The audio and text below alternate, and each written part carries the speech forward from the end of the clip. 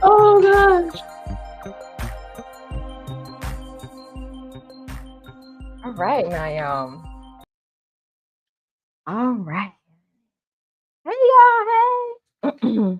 We ain't seen y'all in a while. How long has it been, friend? It's been a while, y'all. It was a minute. It's been a little minute. It's been a minute. You know, life been life, honey. A whole lot of life. Yeah, It's things been lifing. happening. But we glad to be back. Mhm. Glad to see y'all. We Mhm. back up in the house. We got a good topic for y'all today. Okay, we're gonna get into it, right? We're gonna get into it. Yes. Okay. Mhm. So once again, I'm your girl, Mika My Eye. This is Tasha Griffin, nurse practitioner. nurse practitioner. Yeah. I'm on my way. Y'all know that. I'm in school. I'm a high school. Sis. Y'all know this. Okay, Yeah. we ain't gotta go over it again. Y'all know I'm a high school. Mm-hmm. I'm on my way. She needs to hurry up. I'm working on it. Mm-hmm. So today, what's our little Okay, topic today? tonight we're going to be talking about the shift within. Now, you know, menopause, the topic itself has been a hot topic lately. There's so many aspects to menopause that we can dive in, right? But tonight we're going to be talking about hormones, emotions, and the medical science, the neuroscience behind it. Okay. How all of that works together. And how it all works together. So yes, that's the topic for today in regards to menopause. Okay. Okay. So my ladies on the chat, honey, you know, chime in with your menopause symptoms because we're about to get into it. A lot of people been having a lot of, you know, emotions. You know, menopause brings that. It brings the emotions. It brings the physical changes, and we're gonna go ahead and get into these mood swings, this irritability, the anxiety. My biggest thing, I'm not gonna lie, is the brain fog. I'd be like, what was? It'd be simple words. I'd be like, how you spell that? If I literally told y'all one word that I about had a connection fit with the other day, girl, any. I was like, how do you know? Can you spell any? How do you spell any? I'm like, N-E. What the hell is an any anyway? What is an any? When I'm telling you, it could. Now I'm over here spelling anything, biggest words ever, Right. but can't spell any. Can't spell any. I'm like any. It's like N-E. But any? What is an any? How do you spell any? Try about drove me to drink. When I'm telling you the brain fog, it could literally be something so minute that you know, but you cannot bring it to the front of your mind. The fog's so thick. Am I right or wrong? You're absolutely correct. And the biggest shift now is the fact that the Kennedy, one of the Kennedys, the man who can't talk. You talking about Robert Kennedy, who's over that department, has gotten the president approval in taking the black box warning. And that's why I like him. I ain't gonna say everything, but I do. Because he had made some positive changes. He has. But I'm glad about the black box warning. Yes, so he has taken the black box warning off of some of the estrogen, progesterone, and testosterone hormones. So the ones that still have the black box warning, say that 5 times. Girl. Black box warning is the estrogen that is systemic. So the pills, right, that still have that warning on there, but the creams and stuff like that, the label has been taken off, so that now it's no longer not to say a taboo thing, Mhm. but you can go to your primary and your primary can prescribe it for you, outside of going to like an OBGYN or functional medicine or wellness center like myself, to get the estrogen treatment. Which has been one of the reasons why us as women have been basically left out in the cold when it comes to some of our health because of this black box warning. Your regular physicians, your obstetricians, things like that, they have not, your Got on board. gynecologists, they have not wanted to order any of these medications. But when you go back and you look at the research, literally, if you just go across the pond, honey, I mean, to say it frankly, these white women across the water, honey, they've been living The life. they've been living their life during menopause. Yeah. While over here in America, we've been literally suffering. We literally been suffering through it. So it's so much research across the pond of that these things are fine, and that's why I'm glad he got the black box warning off, because people have been fine. Literally, they've been fine. Yeah, So they based it off the research that was done 20 years ago. yep. That Mhm. stated that the women who did estrogen treatment, was what they were getting breast cancer when they were predisposed genetically. It was something that Mhm. already predisposed the women who was part of the study to get breast cancer, and so Mhm. because of that, it kind of freaked everybody out, and Right. even freaked us, providers out, physicians and mid levels Mhm. alike, that we were told to, put an X on hormone treatments when it comes to women. Let us bear it, because better to have a life than to have breast cancer. And so that was what we were being, told when we were being trained. Right. So but now Mhm. we can, treat as long as you know how to. Mhm. Okay. And that is the thing too, because some physicians may still not, because they haven't been doing it thus far. And so they're still a little nervous about kind of jumping into that because Mhm. it's something they're unfamiliar with, which is fine, honey. Don't even pressure your physician. Go to somebody who already been doing it. So if you've been dealing with functional medicine, or something but a little unorthodox, I would say continue with that, because those people have been prescribing it and following and maintaining women for years, versus somebody who just about to put their toe in the water, honey. We don't got time for you to practice on us. Because I've heard some stories where physicians have been injecting, pellets, Mm-hmm. testosterone pellets, and have put a little bit too much. Yeah. And that young lady was doing things in order to relieve herself because it was way too much testosterone. What? Do tell. What was she doing, honey? What was she doing? Do tell, honey. Tell the audience. Well, to release the urge of Mm-hmm. satisfying herself, she said she had to do it 3 times a day. Not 3 times. Some of y'all probably over there like, oh, 3 times. I don't mind. So she had to get them taken out, and she never had got them put back in. And see, that's when you're dealing with somebody who is not well versed. You need somebody that's well versed in how to administer these things, number one, because there's a proper way to administer. And there's also, knowing the proper amount that you need to administer based off getting labs. Because I've heard physicians doing things, not even getting preliminary labs or anything, not even knowing where your baseline or anything is at. So that type of thing is important to make sure somebody's going about it the right way. Correct, correct, correct, correct. So yeah, so that's dope. I have testosterone pellets in my buttocks. Do you? Which cheek? I think it's my left. Okay. Hmm. Left cheek. And I said, give me the lowest amount, because I heard too many horror stories. The lowest amount but still be effective. See, I'm on board with the pellets. I didn't want to do the cream. I wanted to do. I haven't done anything yet. I'll let y'all know when I do, and I'll let you know how I go. But I haven't done anything yet. But my plan is to. But I didn't want to do the cream. Remember we were talking about it, and I said I wanted to do the pellets. You want to do pellets, yeah. And you tried to steer me clear of these pellets. Because I just had to. I walked in my OBGYN because I had to get my PAP and testing and stuff done. And I said, I think I want the testosterone cream. We're not doing that. I said, excuse me. He said, we're not doing cream. I said, why not? I do cream in my office. I do cream. Cream is safe. Cream is safe. Mm-hmm. And he said, no, we're doing pellets.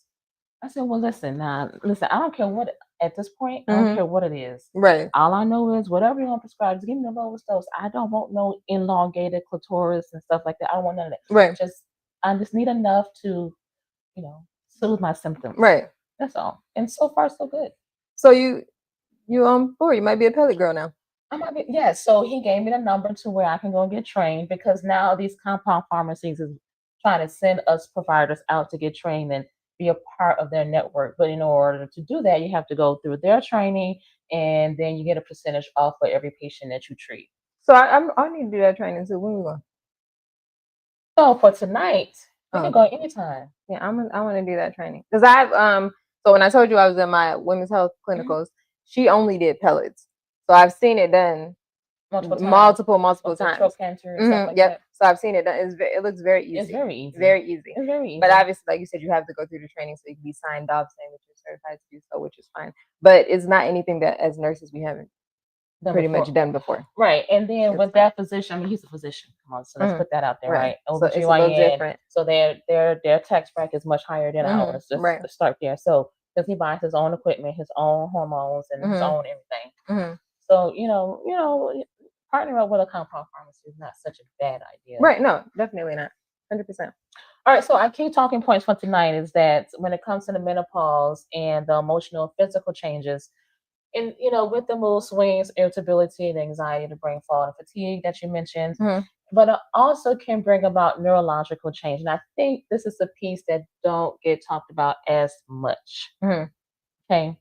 And so us women, and people in general, we have two main centers in the brain Mhm. that helps process our life. Right. Okay.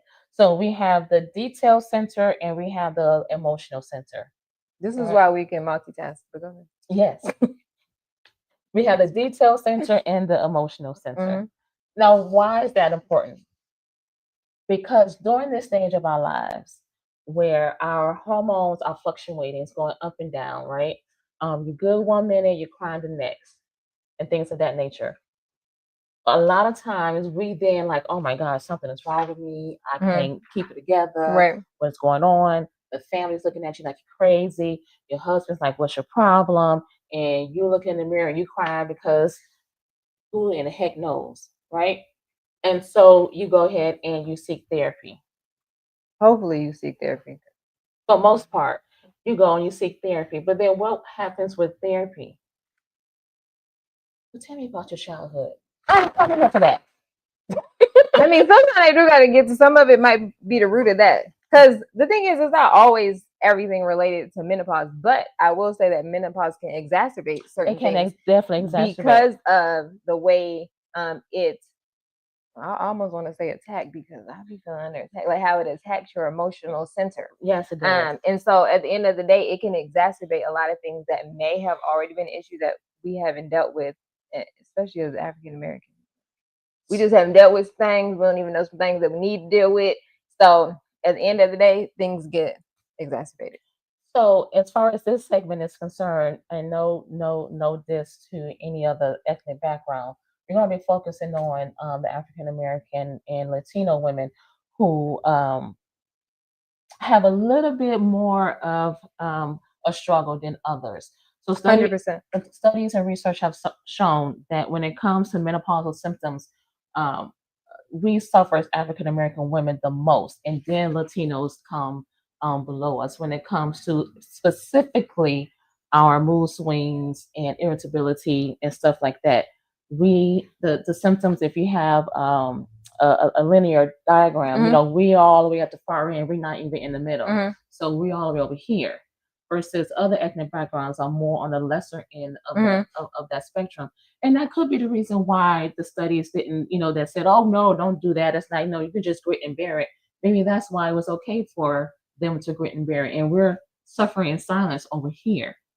Because we're also the least likely to get treated, or the least likely to, for them to attribute those symptoms to menopause. So you got to think about it. At the end of the day, America as a whole, we've had this black box warning. We have not been treating menopause the way it needs to be treated. And then you add that on top of being African American on top of that. yeah, we in a bad way. So we're least likely to even be to associate these symptoms with menopause. Correct. True enough. Because a lot of times, but that's what we do in general as humans, Right. right? So you have a stomach ache. Oh, it must be something I ate. Mm-hmm. And you could be going through your menstrual cycle, Mm-hmm. right? And that's why you bloated, not because you ate something. Right. Right. But we're so quick to want to pinpoint it to something because it helps our mental psyche feel better if we know what it is. Right. So a lot of times we misappropriate what the situation or problem is because we don't think about how menopause can be attributed to bloating. We only Sure. think of vaginal, sexual stuff, mood swings, and that's it. And hot That wouldn't be flashes. something we would even know how to associate. Because when you think about it, I know for myself and maybe for a lot of women that I know, probably for you, when you even talk to your elders about menopause, they tell you just gonna go through the change. They might tell you what age they started, what type of symptoms they had, but they don't really know much about menopause. They don't really know what the symptoms are, what's associated with it, these different things. So it's not like it was this information had been passed down to us. No. You know what I mean? It's like we starting from Scratch. zero. Yeah, Yeah. we starting from zero and we trying to work our way up of how do we get to a point where this is not taboo to talk about. It's not taboo to be treated, and that we deserve it. We deserve the treatment. That's And that like is everybody else. okay. Mhm. It's okay. Mhm. Yeah. So that's what's important at the end of the day. And then when you add on the extra layer that we as African American women have gone through growing up, a lot of us had to go through survival mode. Not saying other ethnic women background don't do that, but when you look at it as a collective, if you put 10 women in African American descent, 7 out of 10 women have been abused on some level. I think it's 9 out of 10. I ain't gonna hold you because every woman Then that I means know, the other 3 ain't talking. The other 2 exactly. ain't talking. They ain't talking because every woman I know has been abused in some sort of way as a child. Every single woman I know. I have yet to bump into a Black woman who have not. Right. And not anything about other cultures, but I can only speak to my culture because this is the one I'm in. So I'm speaking to the one I know, and I don't want to say anything about necessarily other cultures that I'm not familiar with. So I'm gonna speak to the culture that I'm a part of. So when it comes to the survival mode in regards to your childhood trauma, the caregiver, the financial strain, the racial pressure, in addition to with marital struggles, we tend to want to shut it off in our emotional part of our brain in order for it to keep functioning. So this is the reason why historically we have been forced to be more resilient, more like stoic, if you will. As some men would say that we're aggressive in a way. You mean like an angry Black woman? Like an angry Black woman. But if you look at when we've been carrying the world on our back. But if you look at our history says that we have been the head of the household after a certain point when, I mean, even if you go back to slavery times, where they pulled the men away. Because if you was a strong, stocky Black man, you had to impregnate how many women so you can have Black strong babies, right? Absolutely. And then the women had to then take care of the kids that they had made as far as their union is concerned. And they had to take care of other folks' kids too. And put those kids above their own kids. And then if you move forward towards the food stamp times and the welfare times, where the Black man couldn't even be in the household in order for the woman to get those benefits. By law. Which had impregnated another time in which we had no choice but to be the head of the household. Okay. So we were forced to be in the role in which we weren't born to be in. And so when it comes to that time in our time, because that was during our time, growing up as kids. Right. Okay. So our aunts, our mothers, our cousins was like, you don't want to be like this. So in order for you not to be like this, you're going to have to work hard. Your career should be your primary focus, and then everything else will come later. But see, that's by design, though. They want us to do all that so that we don't need the Black man. So now it doesn't even have anything to do with want or not. Now you in a position where you don't need the person because you've set yourself up to be able to be self-sufficient. So now it continues to keep the family broken because we were told to do these things. Now, not saying these aunts, uncles, moms, that was wrong for telling us that, because in the time, how would we be able to take care of ourselves? How would we be able to take care of our kids if we didn't do these things? Because by design, the government is making sure that the family stays separate. And so, not that they're wrong for telling you that, but it still exacerbates the situation. The situation continues to be exacerbated because even now, remember, there was a time where women had to get permission to own a house. Yes. Now we own more houses than men, point blank, period, hands down. We are the breadwinners. We are the homeowners. We are the business owners. We are. And so once again, the times have changed, but our mindset haven't changed. Yeah. So our mindset is still that, the man needs to be the head of the household and he needs to this, that, and the third. But the way society is set up, it doesn't support that. So not only do we have to change our mindset that, maybe not necessarily that we're the head of the household, but we might be the breadwinner and your man is not. But he also has to accept that too. Like, I'm not the breadwinner and she is. And everybody has to be okay with this swap role, because it has been by design. It wasn't that it wasn't by choice. It wasn't like we said, by design. This is what we want to do. Right. Because I want to be soft. I told you that the other day. I want to be soft. We all do. I want to be soft. Look.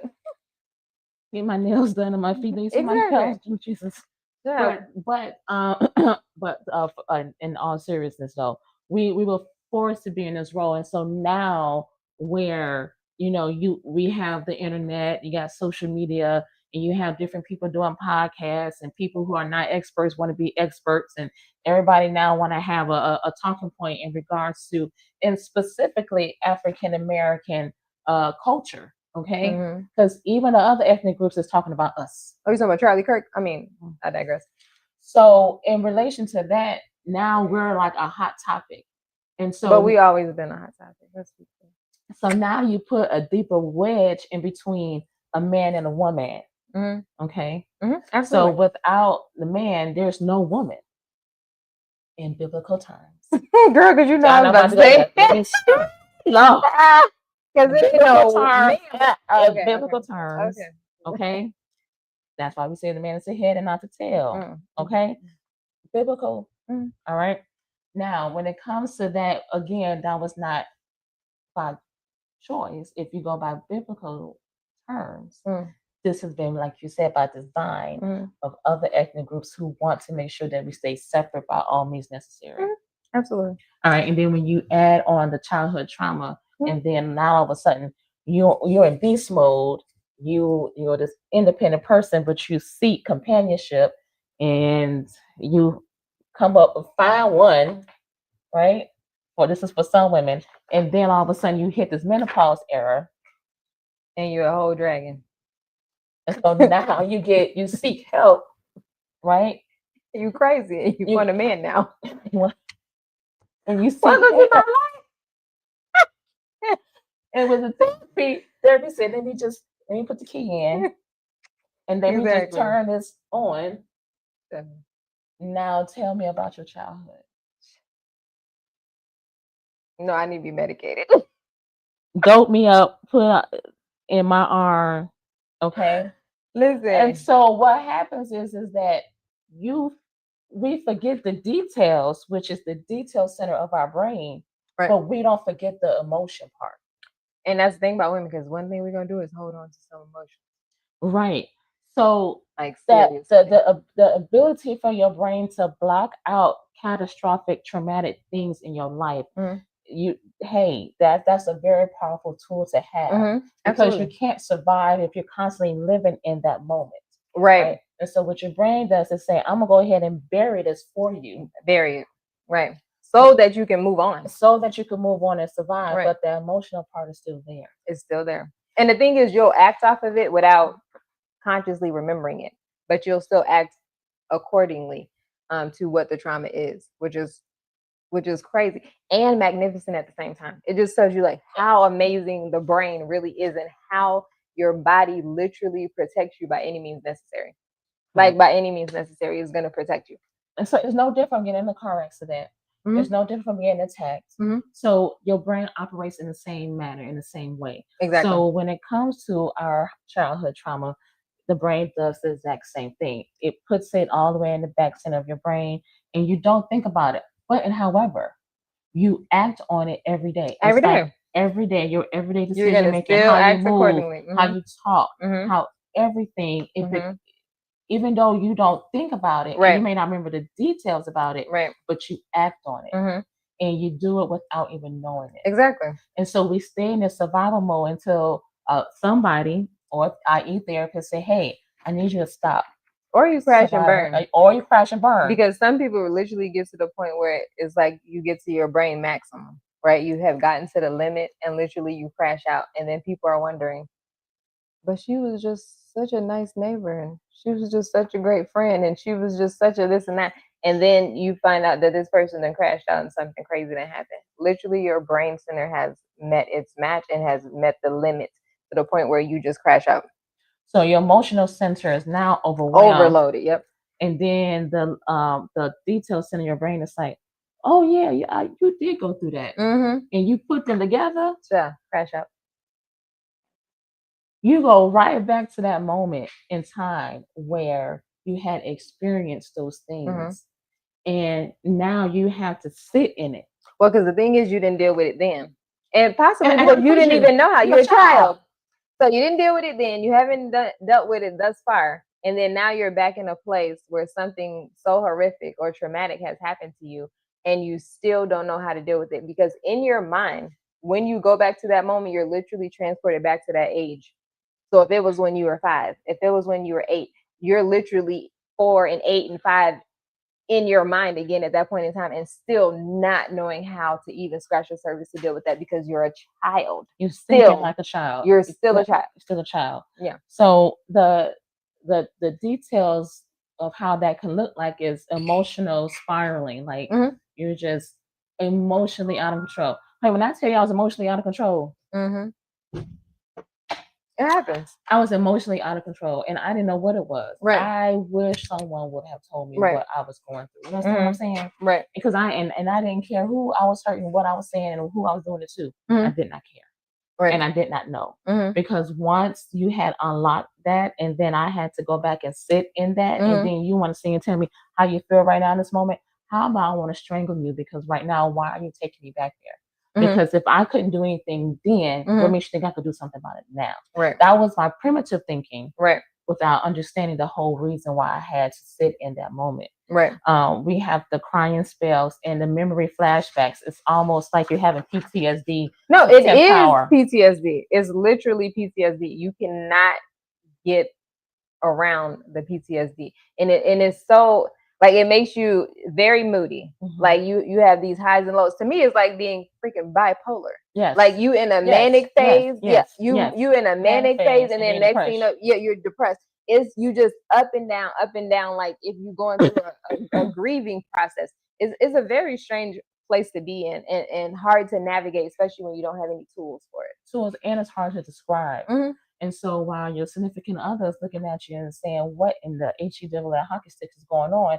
And you saying the same thing because what the hell? I don't know either. I don't know whether I'm coming or going. I literally have said so many times, I don't know whether I'm coming or going. I don't know. Right. I don't know. 100%. And I have said it plenty of times where this is not even me. I don't even know who I am right now. Right. But I couldn't put my finger on as to what was going on inside. Right. And then it's just emotional exhaustion. Like you're so emotionally drained because you got to put on this face and this facade when you go to work. You got to put on this face when it comes to take care of your kids, and you got to put on this face when it comes to being around your husband. But then when you're by yourself, when it's quiet, right, there's no noise. Yeah, it's dead silent. And then when you add on top of that, going through menopause, so you already have this baseline trauma, and then you add menopause on top of that, and you got these fluctuating hormones, the declining estrogen. You got rising cortisol levels, all these different things up and down. You got stress because what? You got kids, or you got, depending on how old you are, you have aging parents that you might be taking care of. Some of us taking care of our significant others, husbands and stuff with their conditions. You just in this place where it feels like everything is on you, and then the hormones, here they come. And Like, you don't know anything about this. yeah. Yeah. Look, I'm here. And you like, man, I don't even know you like that. Well, what's But your name is again? exactly. It's Yeah. a very strange place to be in. We have to consider those things. And in this day and age, I feel like we're moving forward. Just by this black box warning being taken off, we're moving forward where we can help to normalize and balance these hormones. And that's like one less thing. Now, do we still need a therapy? 100%. Oh, yes. 100%. 100%. But balancing these hormones will help us to easier get through things, help us to easier have a level head. Because literally it takes you out your mind. You need to have a level head in order to get through certain things. That's important. Yeah. And so a therapist once said, the day that you start surviving is the age that you're still in today if you have not started therapy and healing yourself. You want me to say that again? Listen, one more time for the people in the back. The day that you start surviving, not living as a child, the day that you start surviving is the age that you are right now in your, as far as your emotional state. So, period. I mean, with the balls, honey, because that was a word. That was a word. That was a word. So imagine if you're 9 years old. I was 9. So my emotional state until I started therapy and started the healing process for myself, I was 9 in a 42-year-old body. And when you think of like, what does a 9-year-old really know about life? 9 years old. Who can imagine? If I even think to when my kids were 9. That just makes you want to sit and cry right now. Yeah. Because what do you know anything about life? 9 is when you're supposed to still be carefree. Yes. You're supposed to be protected. Yes. You're supposed to be playful and have that magnetic energy, that childlike feel. And you're in survival mode. And you're in the mode of protection. Because now, you know, at 9, you're thinking, okay, my parents are protecting me. But when you get in the mode where you have to survive, you're thinking, oh, I have to protect me. You don't even know how to do it, but you're doing the best you can. Like, what do I run and hide? Do I not sleep in my bed at night? Do I sleep under the bed? If I cover myself with the covers, because you know when you little, honey, you feel like as long as you got them covers under, you can't nothing get you. Right. So you under the covers, you know what I'm saying? You hoping you don't hear that door open. You know, stuff like that. Like that's heavy. It's very heavy. That's very heavy. And then and not just because that's like the very traumatic end, the sexual, physical, emotional abuse. But just imagine during that time as well, your parents had to work 2 jobs, and then you at home and you're the oldest, and you had to get a stepping stool in order to get on top of the stove to fry chicken for your siblings. Yep. You had to learn how to cook at a very early age because now you have to be the head of the household while your parents are away working to make sure that financially the household is taken care of. So it doesn't even have to be that traumatic in order for those type of emotions to come about to the forefront and can cause havoc when you get older. But and that still can be traumatic because like you. Like when I was younger, we was latchkey kids. Yes. You know what I'm saying? Y'all know what latchkey kids are. So we, you know, had keys to the house. We had to go home and be by ourselves because when you got home, your parents wasn't there. So I would have to go home. I'm the oldest. So I'm the one who have to make sure we get our homework started. I'm the one who got to make sure, you know, dinner gets started. Like, so you're in charge. I was in charge until my parents got home. But that could also be traumatic because I feel like my relationship with my brothers suffered because of that. And the reason why I say that is because it's not like a sister-brother relationship. It was more like I was their other mom. And there was times where like stuff would happen at the school. And listen, I'll be with my mom and I'm like over talking to her. Like, who are you talking to? What you mean about my brother? What? And my mom is like, excuse me, let me handle this. And I'm like, oh. Because you weren't saying enough. Because I'm about to get in somebody's face about my little brother. Like, don't try me. So I was like the other mother versus just being like their sister, like a confidant like that. You know what I'm saying? So the dynamics can be, it can be, yeah, and it could be detrimental later in life because you don't have that same, the relationship is different. You know what I'm saying? So, and if you have kids who, yeah, maybe we was at home, we was cooking, but what about kids who got home and didn't have food? Didn't have food at home. Correct. So it could be a lot of dynamics to it. Definitely a lot of layers for sure. So so this is, the time where you have the detail center and the emotional center is trying to reconnect. It's trying to date.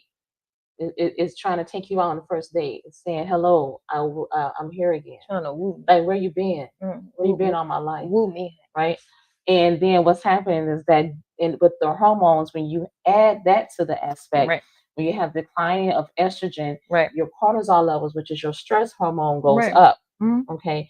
And then when you have the stress of what's going on with the current economy and the emotional awakening, because this menopause that we're talking about is an emotional awakening, because it's like you're awakening these senses that we weren't even told about, and that now we're talking about it. And by you now talking about it, you are unleashing everything that we have held inside that I even never knew they existed, but we had to bury it in order to be where we are today. Right. It's more so you haven't acknowledged it. And so we're not being able to acknowledge it or having the tools to acknowledge it. It feels like a quiet storm that brewed. Oh. It feels like a quiet storm that brewed. Yes. And then once it hits, then you don't even know, because it's like, oh shoot, this is my first hurricane, honey. You know, was I supposed to board up the windows? Did I put the sandbags down? You know what? I don't even know, like, if I'm prepared for it. And most likely we unprepared, honey. We're not prepared. We unprepared. We're not prepared. It just hasn't been enough education on it, and women have suffered because of that. A lot. Because there hasn't been enough education on it, because we have not went forward to learn for ourselves, which at the end of the day, why would we? It's not something that anybody has made seem like it's important for us to know. Correct. But it's important. It's very important, because that emotional awakening can be very intense. And like you said, that you suicide is highest during this age bracket. Divorce is highest in this age bracket. And it's because we're walking into a realm of the unknown, because no one has said anything about it. Right. There's plenty of books about puberty and knowing your anatomy parts and stuff like that, and stranger dangers and all these other things. But how many books is it about menopause? No, because for women, after puberty, we're left. Yeah, we're left after puberty. They drop us after they show us how to get through puberty or what that's going to be. We're kind of just dropped after that. Although men are treated throughout their life, because they get to the point where they got erectile dysfunction. Let's just talk about it, honey. Okay. They get to the point where they have erectile dysfunction and they need a black box warning on some of them drugs. But do they put it on there? No, because they're going to make sure that men can get the things that they need and what they want. And so, and for women though, we're like the redheaded stepchild over here. So after puberty, here it is, drop women. Don't worry about them. Can care less whatever else they're going through. They'll pick you back up when you get pregnant, and then they'll drop you again. Okay, after that. And after that, that's it. And then that's it. That's done. You're not getting picked up no more. For men, they pick them up time after time after time after time.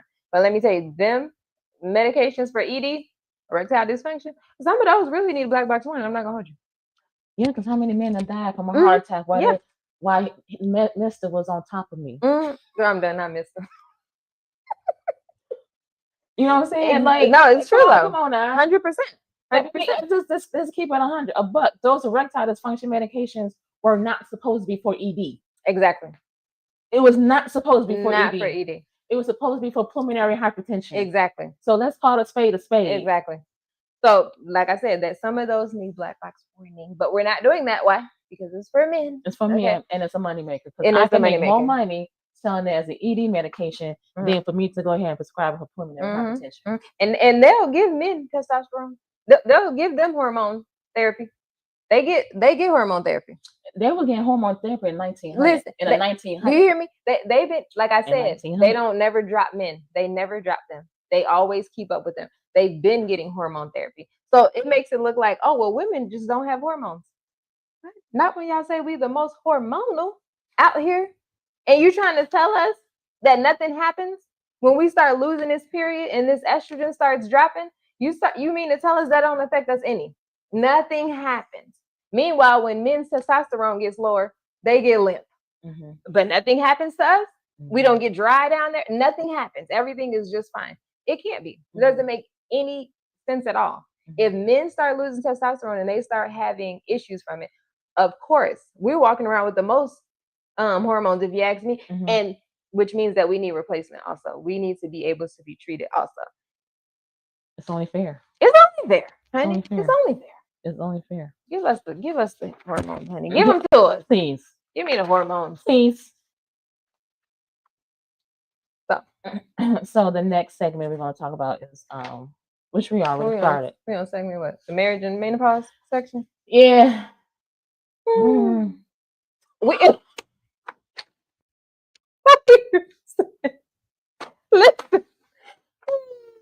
Listen, y'all know we had a whole episode on this. So we had the young lady on here, Nikki. What's her name? Nikki. She was on and she talked about how, menopause had really, dang near ruined her marriage, honey. And how she started getting hormone replacement therapy, honey, and the gates of heaven opened up. Literally, honey. She talked about how everything literally made a whole 180 turnaround after she started getting hormone replacement therapy.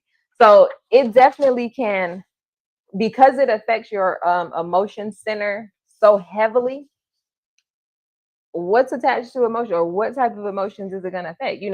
Feeling like you in love, all those type of feeling, emotions, it's going to affect that because the emotion center is heavily affected by the drop in these different hormones.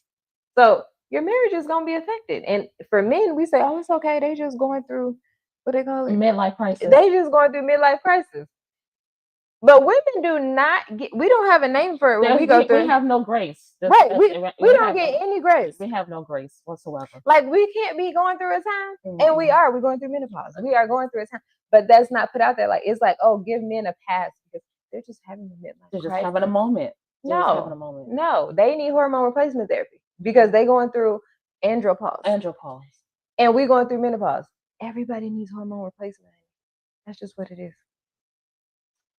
So, and during this stage, when it comes to marriage and menopause, so now your emotional sensitivity is on 10. You feel everything. Your tingling sensations are tingling. Tingle.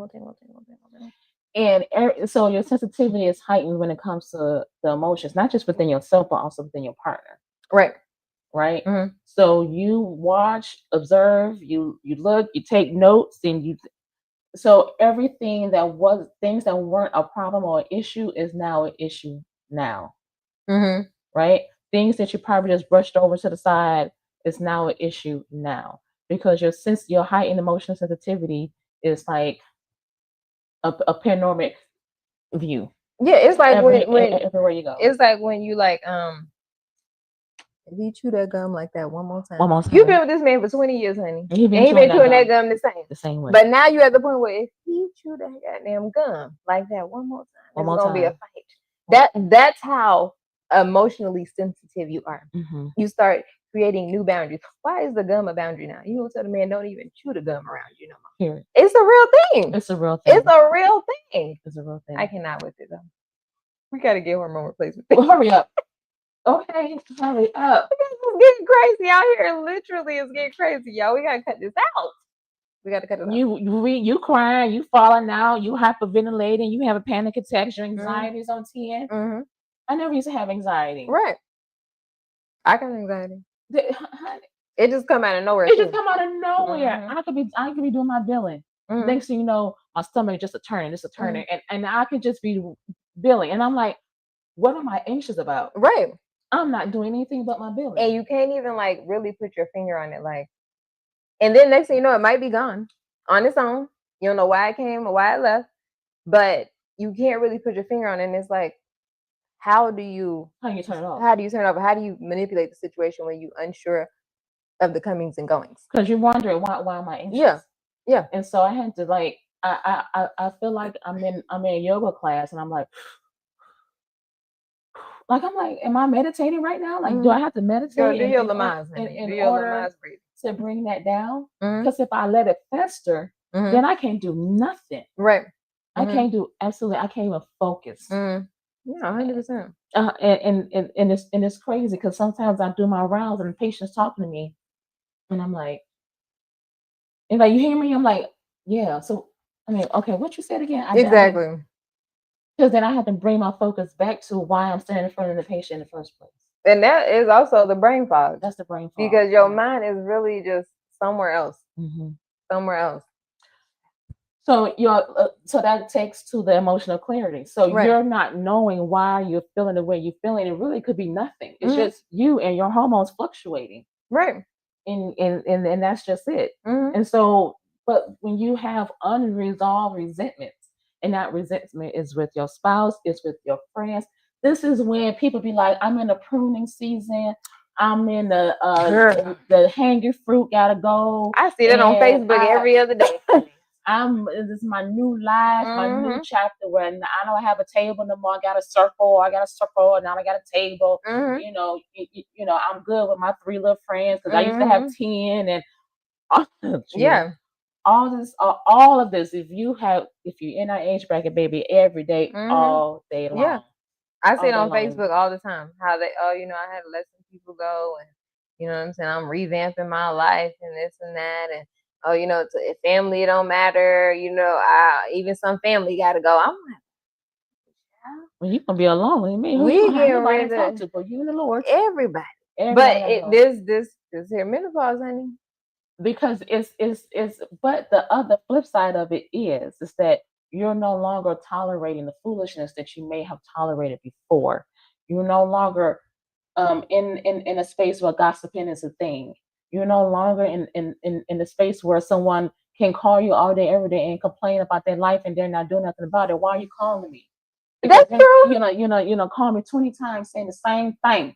I mean, it can help you trim the fat. It's to help you trim the fat at the same time because you're like, I am done, I am tired, Right. and I've been through this over and over again. Doing this has gotten me nowhere. Mhm. Me gossiping about my friends or my family or even your spouse has not made my life any better. So me talking on the phone, talking about Susie does what for me? Right. But then on the other side of that, like, yeah, you might be trimming the fat.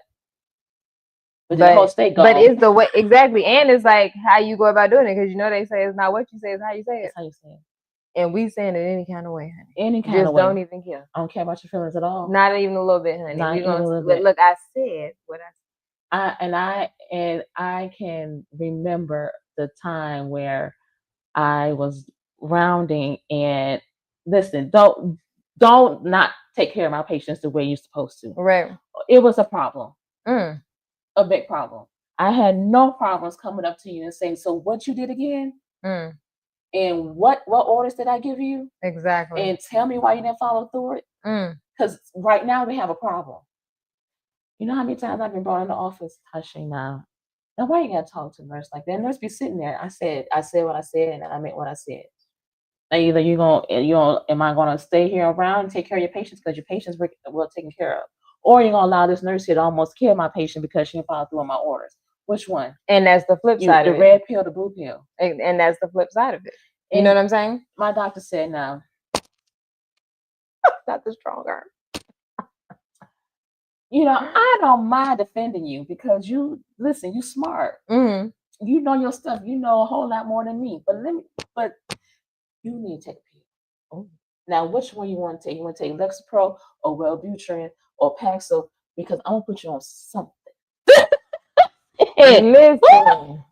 And he said that you're gonna get it today. He don't today. Let me tell you something. And you can't even be mad at that. I can't be mad. Let me go through something health wise, and he know about it. I need you to go right now to cardiologist appointments at 2:00. I need you to go right now. Whatever you do, I need you to stop. I need you to go there right now. Mm-hmm. But not the no, right now, Tasha. Get up right now. That's so. So we need people in our corner. Yes, because he said if I have to go and defend you one more time, against these nurses, with these nurses, one more time, you were right. Right. But I can't keep doing this. Right. So which pill you take? Right, exactly. So, but and we have a deep desire of wanting to communicate better. So this is the time. Oh, I seen this a reel today, honey. Let me show you. There was a news channel reel. I think my Mhm. husband posted on his stories Mhm. where it was the news anchor. It was two women and one man. Mhm. The man's in like this, and the two women just talk, and a talk, and a talk. And then the man tried to say something. I know we ain't done talking. And we could keep talking, and we keep talking. And we It's like keep it's not talking. your turn yet, sir. It's not your turn yet. Like, We keep talking. we're busy. We're it's We like, just let the man get two words in. Okay, and so we keep talking. Well, this is the time where we're deep in our feelings and in mhm. our emotions. We want to get Right. it out, and if we don't get it out, it's just like It's gonna you come know, back on you later. it's So gonna let us do it. explode. Let us do it. Let us talk, honey. 'Cause And we're gonna keep talking. We're gonna say the same thing 10 times because the first time I missed one word. I gotta make sure I say it again because that word was important. Mhm. Or That word I'll was feel like important. I didn't say it the way it needed to be said. Hmm. Or I might but I will self-correct and I'll think of if I said it in a way that hurt their feelings, Hmm. and then I'll go back to say it again to try to correct that. Hmm. But I'm definitely You one of those? Are you guilty. guilty, friend? Look, guilty, honey. Are you guilty? Guilty, honey. I didn't did it. I You're didn't did guilty it. as charged. I guilty as charged, honey. It just is what it is. I Hmm. do my best, but I'm trying to be mindful. At the end of the day, I'm trying to be mindful. Listen, I did not know because I'm normally a quiet introvert person. I had to make myself an extrovert. Like if I'm in a social setting, I make myself Oh talk. no, that's a Leo. Because Well, really, we're just we're solo people. We can just be by ourselves and it's fine. But if we need to be social, that's why I tell people all the time, honey, I'm socially antisocial. If I go somewhere and I need to be social, oh, I could be the life of the party. Everybody wants to be around. We having fun. We having a great time. We laughing, kiki. And then you might not see me for 2 years, honey, because I'm recluse. I'm in this house. So I'm socially antisocial. And I think a lot of Leos are that. is that what it And they is? think we want all the attention. It's not that. We're being social because we have to be social. And then we're going to go back and not be social no more. And then all that, but we're very straight and we're direct and we don't care. And Not that we so, don't care. I mean, we just don't like the fluff. I told you that last time. I don't think it's that I don't care. I just don't like the fluff. Like some people. So, for example, if I call you and I want to tell you, like I called you today, and I'm like, hey, make sure you got this, got that, I got that. I don't like to put the floor. Hey, Sashay, how you doing, girl? You all right? We talking about something. Now, if I call to ask you for something, like, hey, Sashay, can I get a couple $100? I need to lead with some fluff. Do you feel me? Like, I'm not a fluffy type of person.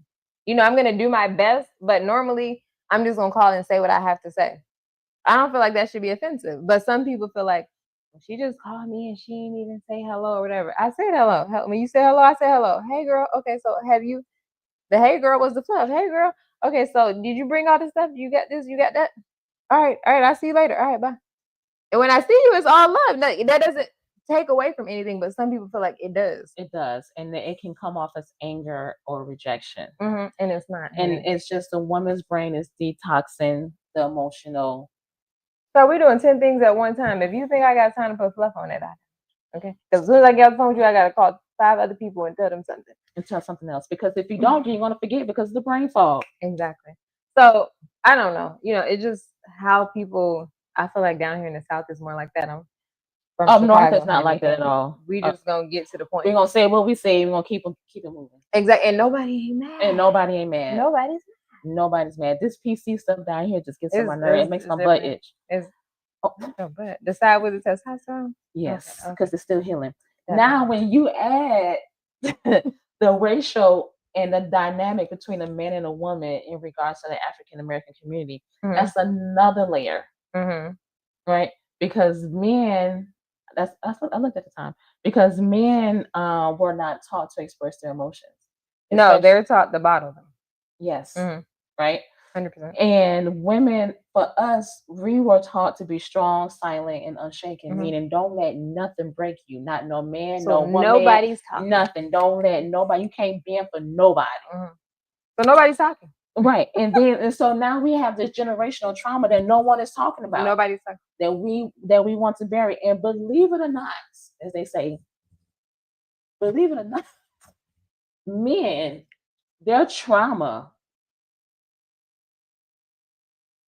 they may not get the sexual But they trauma, do. but that emotional trauma where because the man of the house is not there, and Mhm. then that young boy who's 10, 11 years old now has to be the man of the household, and now they doing adult manly things because dad is not there anymore. That is severe emotional trauma. It is. And shout out to Black fathers who in their kids' life. Yes, We love y'all. it's big deal. It makes Mhm. it makes a real big difference. Yeah. And so now we have this generation where we're raising kids and we're teaching them the same things that we were taught, and no one is talking about it. Right. Mhm. And now we are. Mhm. Now it's more accepted to be able to talk about your emotions and your feelings. Mhm. And slowly, men are trying to come around and understand that therapy and talking about it is just as important as And we doing it. have to accept that because even some men who are, you know, highly emotional intelligent, it's hard for women to accept that sometimes because we're more used to men bottling their feelings. So then they get to talking about stuff and then we don't even accept it because it's something that we're not used to. So it's really a learning curve, in my opinion. It's a learning curve for everyone, like I was saying before about having different roles. Like sometimes, you know, we're gonna have to accept that the roles are a little bit different, that, you know, in these spaces, women have learned more things than men, like when it comes to buying homes, running a business. Like we're in higher level positions than they are. So it's almost like, I don't want to say we're the head, but we have a level of expertise that maybe men don't have. And it's okay for us to have to show them, but they have to be okay with being shown as well. So, right? Yeah. So the survival of the relationship is based off, I mean, yes, the survival of the relationship is based off immature emotional scars. That's Trauma bonding. that you're trauma bonded Trauma bonding. without knowing that you're trauma bonded. So your relationship, your marriage is built on trauma that neither one is recognizing and calling it a thing. Right. Right. So then when we get to this stage of our lives, now everything that we see the light. You wake up and now you see things differently. And you would say, wait a minute, that's a problem. And then if the other person is not getting the healing or the therapy that that person needs, they're like, what are you talking about? We've been doing this for 20 years. Right. And then sometimes you get this therapy, honey, and y'all realize y'all don't even like each other without the trauma bonding. Because a lot of times too, the dysfunction is what made you comfortable in the first place. Because kindred spirits is connected to kindred spirits. So if my spirit, my trauma bond is connected to your trauma, then that's our love language. And then don't not get help and you healing because now that trauma bond is not there anymore. And then here comes a different level of dysfunction. See, that's that twin flame energy, not soulmate. There's a difference. That's that twin flame energy, honey.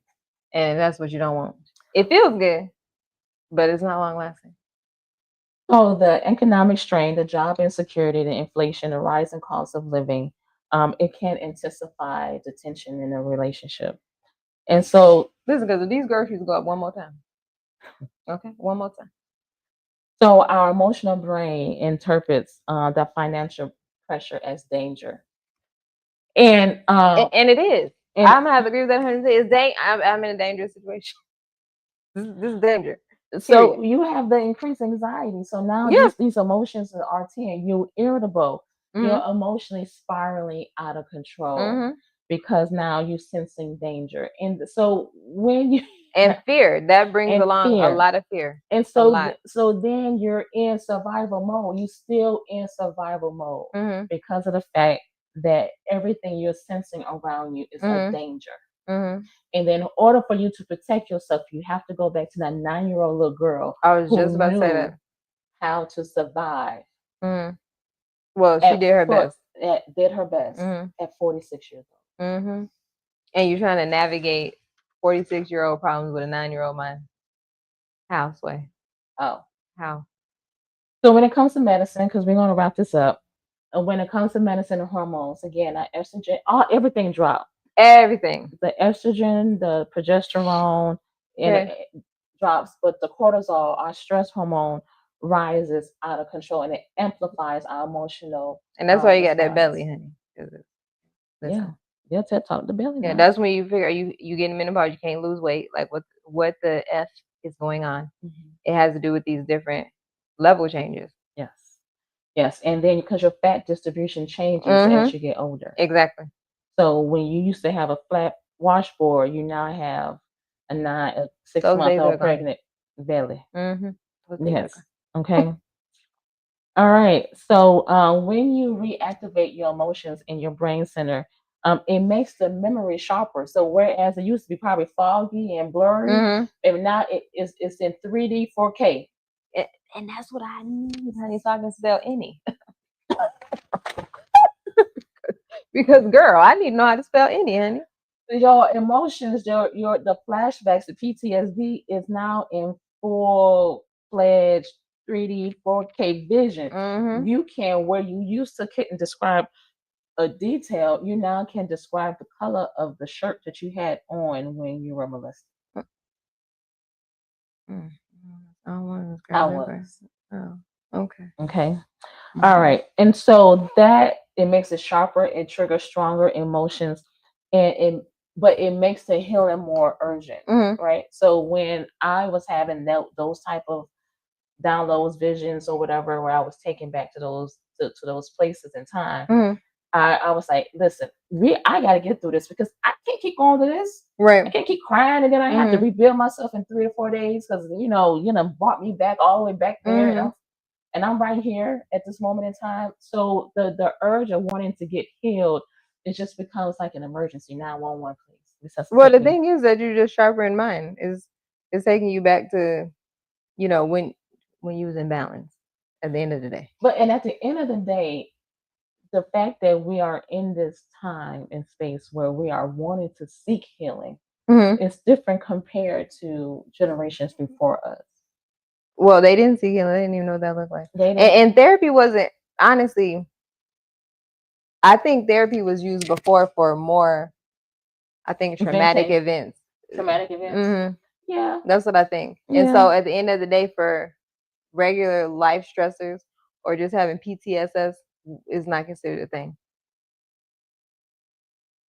But I think now we're recognizing that it's a thing for us. And then we're going out and saying, I need assistance. Yeah. Yeah. That it's okay. Let me just talk to somebody about it. Let me just get a different point of view. You know what I mean? That type of thing. Let me get some tools. Let me try and exercise those. Yeah. So the the point that I want to take away out of all of this is that due to the fact that this is a generational thing Mhm. when it comes to the dynamics of our African American relationships, and we are recognizing it for what it is, and we're calling that thing a thing. Now, what do we do? How can we mend what has been broken for all this time? That's a process. And I think we're taking the first steps Absolutely. and to even expose it. Mhm. As my therapist says, sometimes you got to get naked. I love being naked. Let me see. Okay, go ahead. That was the wrong. That was a different naked. But What you look? Okay. Sometimes you gotta get completely naked with our true. emotions. True. Right? You can't go in and sit there and just give them the good old boy or the good old girl story. Right. Because they can't help you if you're just doing surface. Right. If you're gonna have to dig You 6 candy feet coding deep, it. you're gonna have to pick up that shovel and dig deep in order for that therapist to help you. Right. And therapy cannot be your only source of refuge. Right. You also have to have your spiritual component. I don't care what kind of spiritual element it is, honey, but the two gotta go together. I feel like it's multiple components. Even physical activity is another. Oh yes. It's just so many components. A healthy diet is another component. Yes. It's just having a whole well-rounded, a Change wellness. of lifestyle. Yeah, a holistic wellness about yourself. All of that goes together. All of it goes So together. yeah, I think that definitely you need multiple components in order for it to be for you to achieve maximum effectiveness. So when I tried therapy by itself, I was like, this ain't working. When I tried to find a church home, I said, I can't even read the Bible. I don't know what it's saying. That ain't working. Right. But when I have put both of them together, for whatever reason, it had just synced. Right. And studies have shown that when you're going through intense um therapy and reawakening of your emotions, if you Mhm. will, and you are seeking a higher power, Right. it helps calms your spirit. It Mhm. helps calms your spirit, man, and it releases the dopamine and serotonin Mhm. that is also lacking due to low estrogen and Right. progesterone. You need those happy feelings. You need those happy feelings, so it kind of keeps you centered Mhm. when you add those other things and not try to make each one a separate entity. Mhm. And that's So basically the word of the day, honey. We need to be centered and balanced at the end of the day. you need to be That's centered, the key takeaways is to be centered and to be brought back into balance. brought back into balance, and give people grace, Yeah, 100%.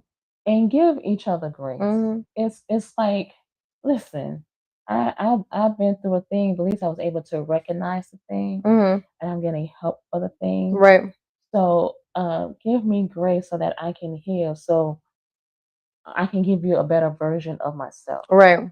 And give yourself a better version of and give yourself because yourself a you better deserve version. that. Yes, So it is right. And so your then kids, your kid, they deserve it. So I mean it's a win-win all the way around if we can get centered and be brought back into balance. and give grace. Everybody wins. Nobody loses in that situation. Nobody So loses. Nobody loses.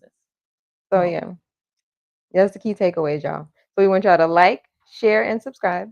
And we'll definitely let you guys know when we're back on. We want you to follow our page on Facebook, FemRx Files, to keep up to date with what we got going on. See ya. and so before you say see you later, Okay. so if you need any contacts for therapists, I have a Rolodex full of them. Okay. So if you Leave if a comment. We'll get back with y'all. yes, send me a DM. I will help you get connected to the therapist that I have on hand.